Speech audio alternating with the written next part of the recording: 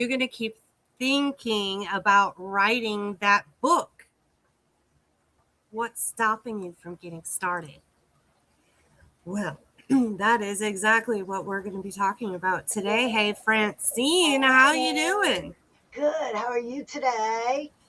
Good. I'm stuck in this same window right here where I can't figure out how to Well, here. that's okay. There we go. There we go. Everybody can see the full effect of the sparkle feathers blowing up in my Oh office. yeah, we definitely need to check out that background. That is amazing.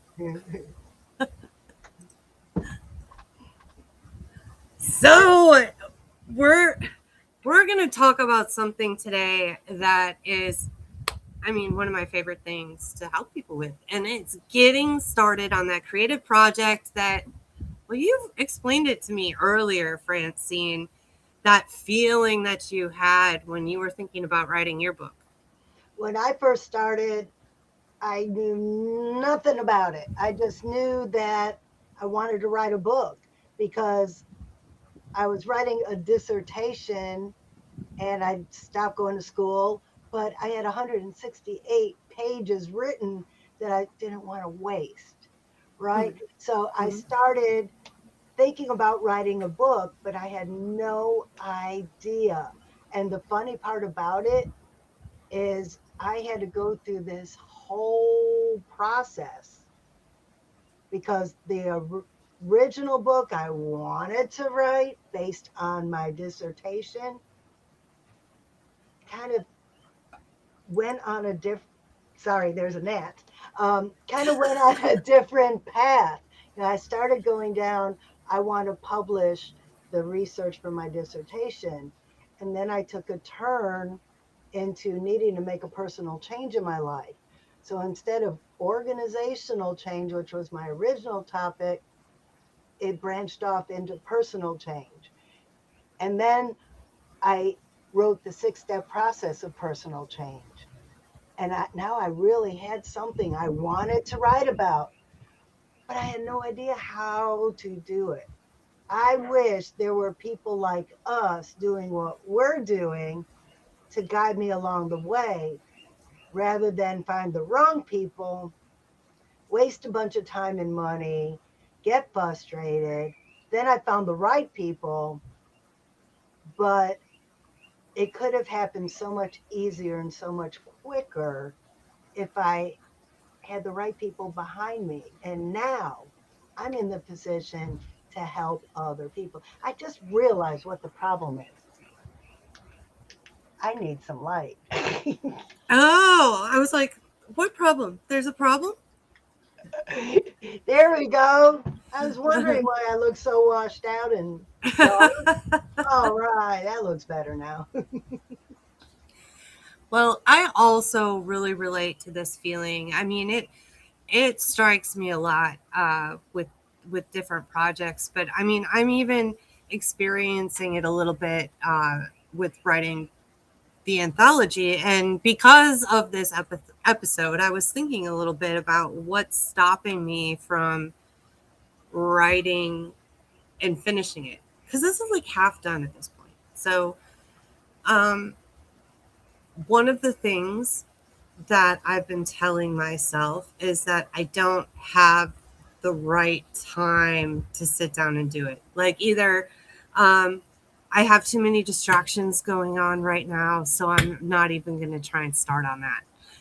Um, I also have been just like, I just don't want to think about that story right now.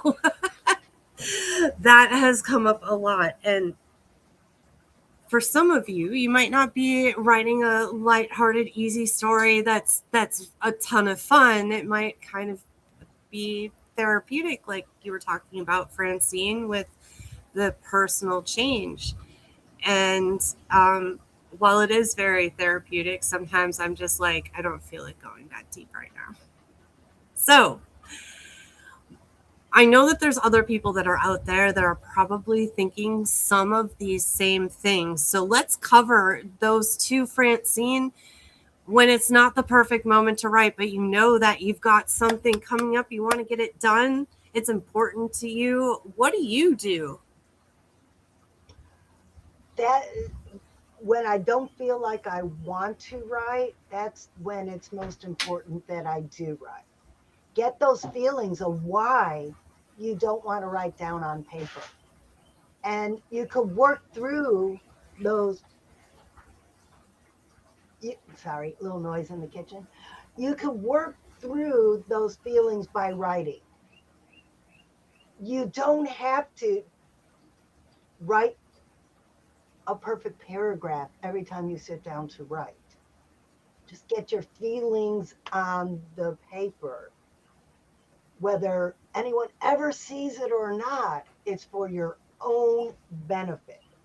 I have notebooks and pads of paper full like this of just me writing about feelings, writing about starting stories that may never even get told.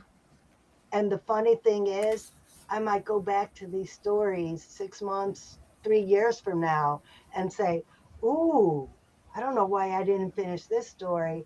And then it's something that feels meaningful then. So Hmm. if you want to write a story, and it's a hard story to write like Heidi's, or even a lot of my stories were raw and difficult because they were dealing with things that I discovered about myself that weren't always the most flattering things to admit. But I knew that in telling that story, it was going to help other people. So to write them, I had to really dig deep into not only what happened, but then why it happened and how it made me feel while it was happening. And then now that I'm on the other side of it, how it made me feel now that it's over. And then I was able to massage all of that into either a magazine article or another chapter in a book, or, well, our chapter, the struggle from aircraft electrician to children's author, which is my chapter in the anthology. It was a struggle because I don't have kids. And I had to work through all those feelings again about failing at fertility, about not having kids, about having wanted them, about putting up that wall and blocking it, and then becoming afraid of children, and then having to overcome that to write the book and now read the book to kids and promote it. Those were all really hard, raw feelings that I had to work through to be able to tell that story and make it sound like it was more than, oh, I decided to be a children's author. Just Yes. like Heidi in what she does today didn't just decide that's what she wants to do. She went through this big long process herself to get where she is today. And that's what she's saying is difficult to talk about. So we all have things in our life that are difficult to talk about, but guess what? When you talk about them, when you write about them, even if no one ever reads it, it helps you heal from it. Yeah. Yeah, for sure. And I really liked what you said about, when you sit down, it doesn't have to be good sentence structure. It doesn't have to be a perfect paragraph. I think so far on my chapter, a lot of it has gotten done because I've kind of been treating it a little bit like lyrics. When I write lyrics, like something will pop into my head, it's just a little sentence or it's just an idea for a song. And I'll just jot down a couple things in a notebook, like you were talking about.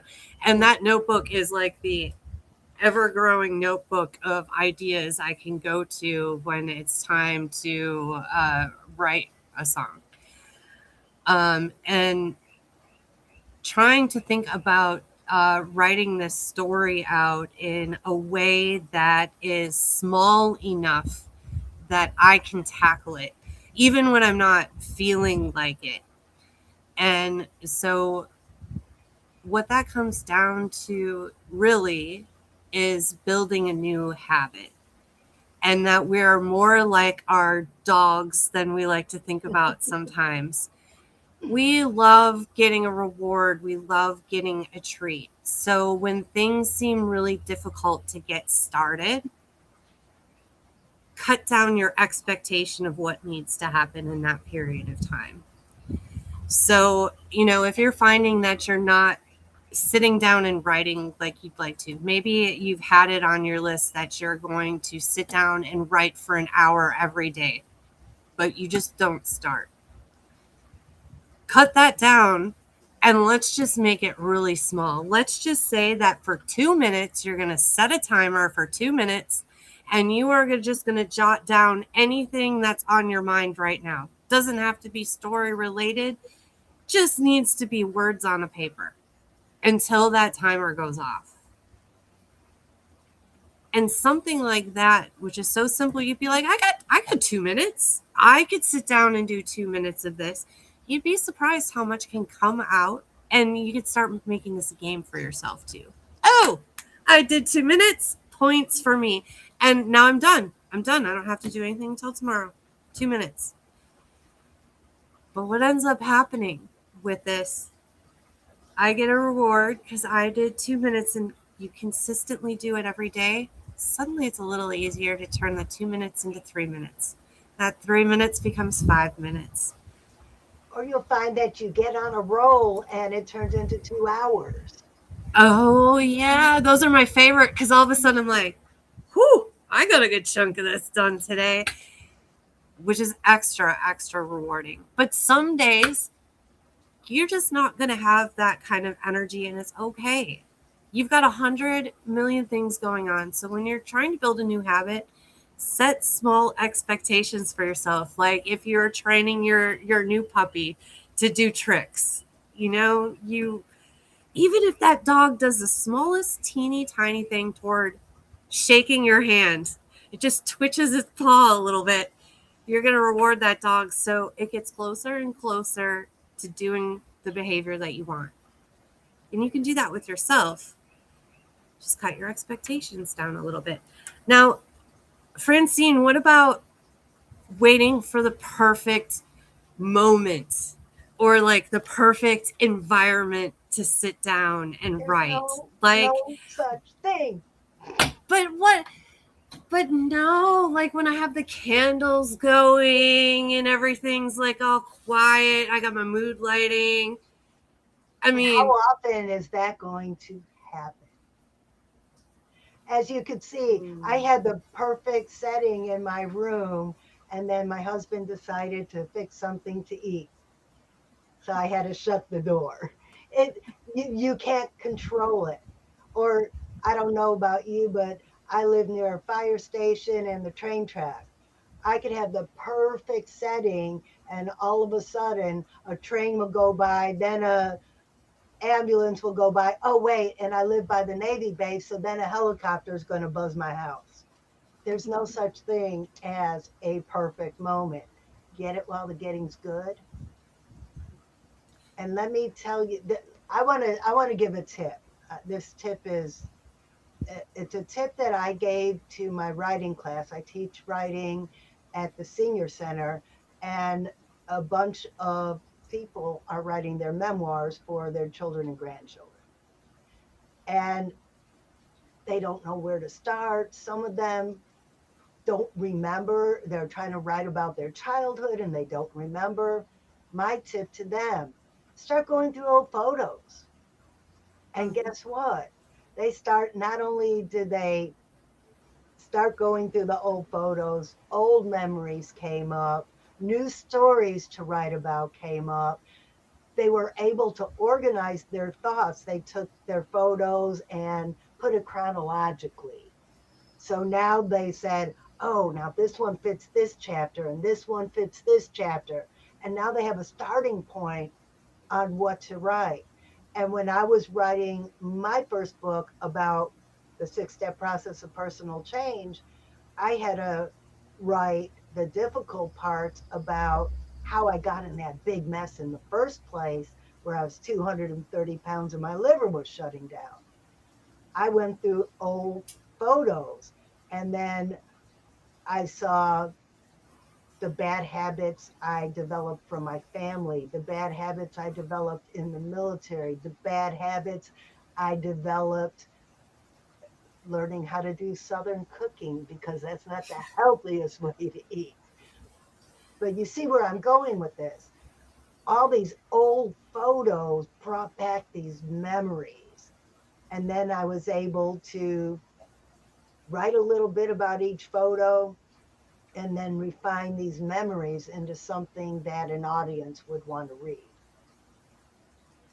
Yeah, that's a really good idea because I mean, I remember, well, pretty much any time you go through old photos with people, if you've been in that situation together, hey, remember this happening?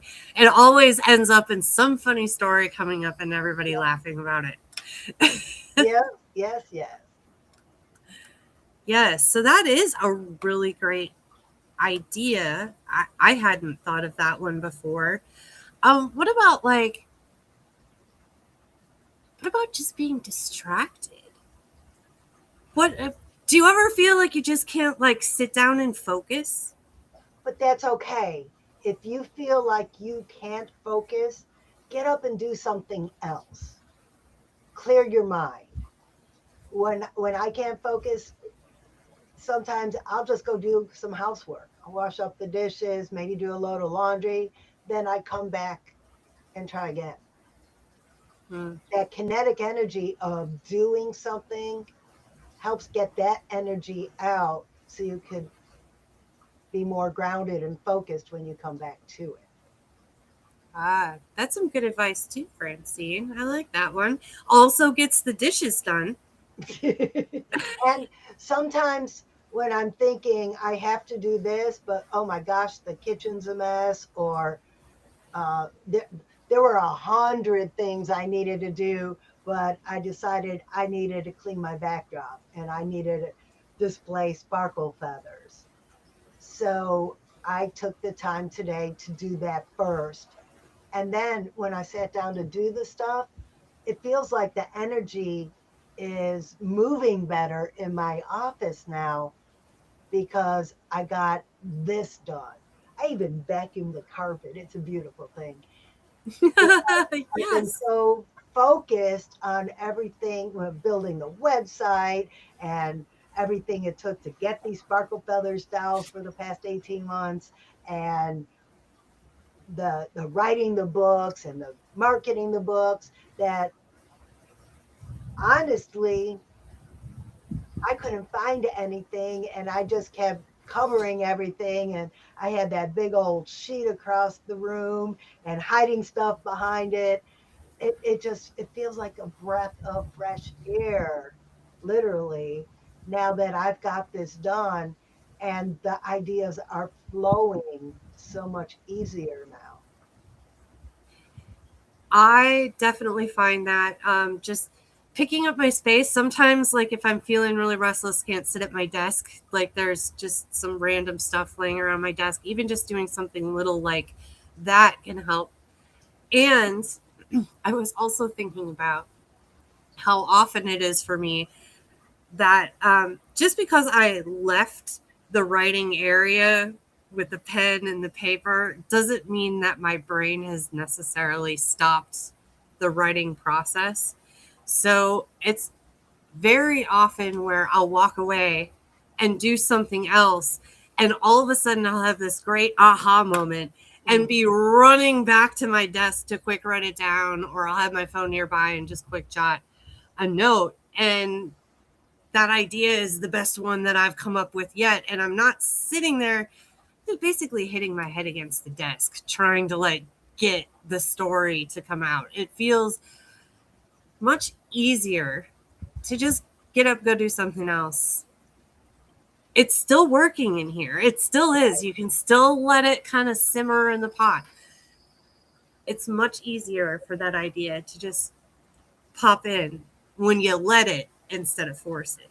Exactly. Be in the flow because nothing happens when you force it. I get some of my best ideas in the shower. Oh, yeah. The shower is just a great place. It really is. That and my But bed. isn't that where you hey, your chapter starts in the shower? It does. You know, when you can't be in a tropical island, just jump in the shower and turn it on hot. That's it. That's it. Close your eyes and pretend. Well, I would love for anyone watching now or anyone who's watching our replay, let us know how you tackle your not writer's block, how you tackle the I know I need to get it done, but I don't know where to start. How do you approach some of these subjects that Heidi and I have been talking about for almost 20 minutes now? Yeah, and I brought up some of mine, but Francine, for you, like what gets you stuck sometimes? Like, do you have anything that you're still kind of this comes up and I just don't want to. I'm just not going to. Do you get the stubbornness ever with yourself? The little Yes, kids like, I'm not gonna. No. there are some subjects that I will not write about because they can embarrass or offend somebody else if they were to read it. So when I get to those type subjects, there's that net again. When I get to those type subjects, well, thank you. You just swooshed it away from me. When I get to those type subjects, I might walk away and then come back and try to read it and put myself in the other person's shoes. Mm-hmm. If somebody wrote this about me, how would I feel? So Mm-hmm. sometimes if it's my mental block in writing, I'll come back at it and say, okay, maybe it's not me. Maybe it's who I'm writing about or someone else close to that subject who Mm-hmm. might not feel comfortable reading it. Mm-hmm. And there's no other way for me to say that without being specific and calling people out. So that is my biggest dilemma is making sure that I treat other people the way I want to be treated. So I'm fair game. I'll write about myself all day long. But if it's my story that involves somebody else, I'm going to try to make sure that it's not going to offend them, it's not going to embarrass them, and it's not going to reveal anything about them that they don't want revealed. Interesting. That makes sense. And I think it's always good to kind of um, take on that different perspective when you're doing a reread of your story and how it's told. Um, Regardless if there's like another person in the story or not. I just think the perspective is so really important um, from the very beginning of the telling of the story. Well, and that's why when I rewrote my first book into the second book, it was basically the same theme, the same topic, the same subject matter, the 6 step process of personal change. But I set it in a fairy tale. And the characters in the fairy tale aren't any specific character. they're several characters combined to make a point. Some of them are me. Some of them are other people. Some of them are aspects of two or three different people. But that's the way I told the story, so I could tell all of these little touchy subjects where nobody could say, oh, she wrote that about me and get offended. No, that's just a fictitious story in Tranquil Haven that doesn't exist that came out of my mind. But okay, maybe a client had a similar situation. Okay, maybe she wasn't in finance, she was in some other field. But I wrote about finance, so you don't know who she is. Yes. I mean, you see that a lot with stories or whatever. Names have been changed to protect the innocent. Yes, yes. Well, and one Lola is basically Lola in the book is chubby and dances and is afraid to dance because she's chubby and doesn't want to be embarrassed. Well, that was me when, and I named her Lola, which is actually my old dog's name, but and Lola was a big fat dog. So there's some truth to it, but she's my dog. I can talk about her being fat. She's my dog, and it's really a lot about me. Hmm. Yeah. So, Francine, sometimes it's difficult to get some outside perspective on your story. I love talking. So, we do something called a portal party to help people with this. Do you want to tell them a little bit more about the portal parties? Yes. A portal party takes you from confused, like I have this written down, but there's just something not right about it, or I'm stuck. I've written two sentences and I don't know where to go next, or I'm just going to quit, like Sue said. I'm done. Somebody gave me negative feedback. I'm done. Well, you take that and you walk through the portal in a feedback session, in a brainstorming session with other people, and then you come out on the other side with clarity and the feeling like you've accomplished something. Because once you get that feeling, the feeling and the other end of the portal, that's when you could get in the flow. Yeah. And that's why we call them the portal parties. Not porta party, but portal party.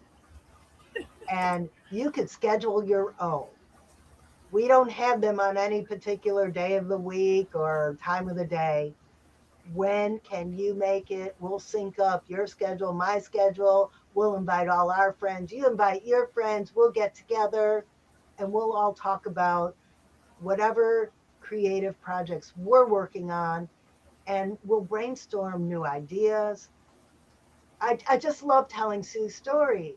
Sue was the author who told me I quit. I'm not going to write this book anymore. I'm done. Sue, come to a portal party. Well, Sue and Heidi showed up and we started talking about it. And you could just watch Sue from, I'm done. I got negative feedback. I can't do this. And then closer she got to that door, her whole demeanor changed. And then on the other side of that door, after only an hour, she went and wrote her book. 2 hours later, Heidi and I got a message. It's done.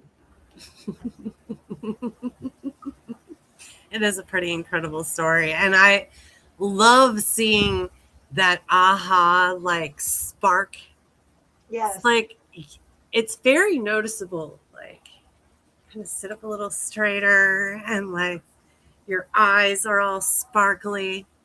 So if you want to experience this for yourself, reach out to us or maybe you're someone who wants to contribute and give feedback to authors. So the website you've seen scrolling along the bottom, if you visit that, right up at the top, you're going to learn all about our upcoming anthology project.